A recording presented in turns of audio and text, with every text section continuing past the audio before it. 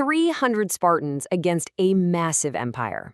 It's probably one of the most famous last stands in all of history, right? A symbol of ultimate sacrifice, of pure defiance.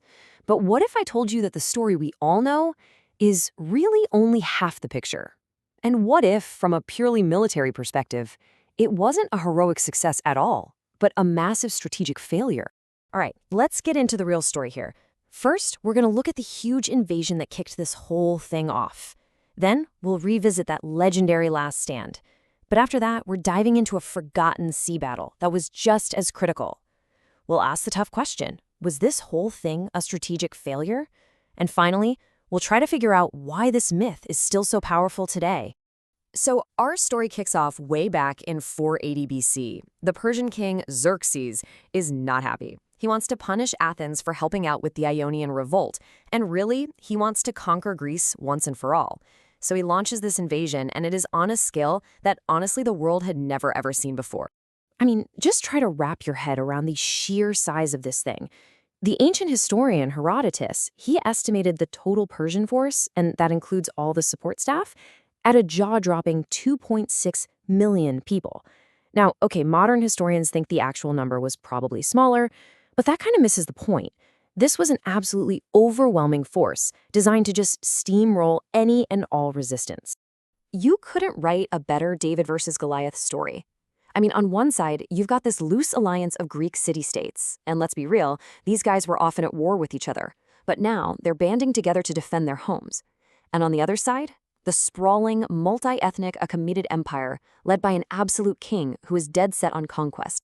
So the Greek game plan was pretty simple. Find a bottleneck. Block the Persian army at a super narrow coastal pass. And this, of course, brings us to the story we all think we know, the Battle of Thermopylae, also known as the Hot Gates.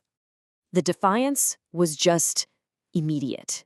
When Xerxes sends a message demanding the Greeks lay down their weapons, the Spartan King Leonidas gives this absolutely legendary, stone-cold reply, Molon labe, which basically means, come and get them.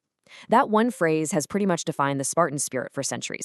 And you know what? That attitude wasn't just coming from the king. When one of his soldiers, Dionysius, was told that there were so many Persian archers that their arrows would literally block out the sun, he just shot back, good. Then we shall fight our battle in the shade. It's just pure, unfiltered courage. And for 3 long days, the legend was born.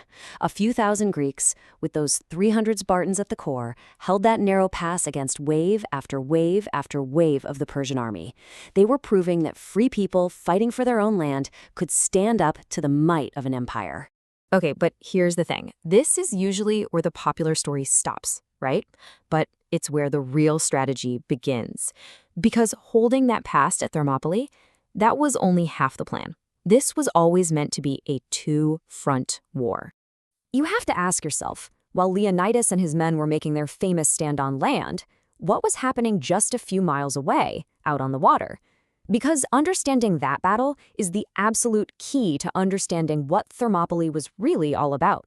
Let me introduce you to the Battle of Artemisium. This was a massive naval battle going on at the exact same time. The Greek strategy was basically a pincer move. You hold the land at Thermopylae, and you hold the sea at Artemisium. The two were linked. If one of them failed, the other position was completely toast. And this is where the Greeks got insanely lucky. Before the fighting even really started, a huge storm just slams into the Persian fleet, sinking something like 400 ships. Then, a second storm comes along and wipes out another 200 ships that were being sent to trap the Greeks. So the gods, or just the weather, had already crippled the Persian navy. So after 3 days of intense fighting, the naval battle itself was kind of a draw. But then, the news arrived. Thermopylae has fallen. Leonidas is dead. Suddenly, with the army gone, there's no flank to protect anymore. The fleet's position was totally pointless, so they pulled back. The entire coordinated defense had completely and utterly failed. So wait a minute, if the whole plan was to hold both the land and the sea, and both positions were lost, was Thermopylae really a success? Well, a modern reevaluation tells a very different story.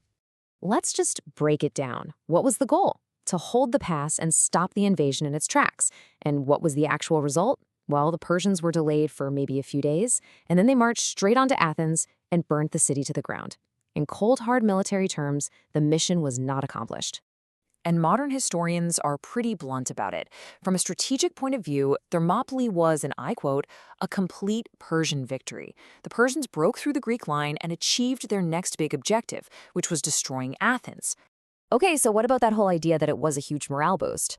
Well, if you look at the sources, the immediate reaction was actually the exact opposite.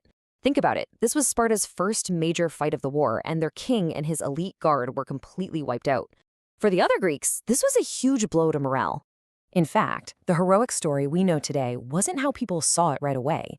It took time, and it took a pretty serious effort from what you could call Sparta's propaganda machine to reframe what was really an embarrassing military defeat into this amazing tale of glorious sacrifice. And what about that key part of the myth, that Leonidas and the 300 died to buy time for the rest of the army to get away? Well, the timeline just doesn't add up. He sent the other Greeks away only after he found out that a traitor had shown the Persians a secret path around his position. The decision to stay and fight to the death was made when the battle was already lost. So if Thermopylae was a strategic disaster and a blow to Greek morale, why on earth do we remember it as one of the most heroic moments in history? How did this military defeat get turned into a massive moral victory? Well, it all comes down to this idea called cultural memory. It's this process where a society takes a really complex, messy historical event and kind of boils it down into a simple, powerful story. The symbolic meaning of the event becomes way more important than what actually happened on the ground. And this whole reframing process started almost right away.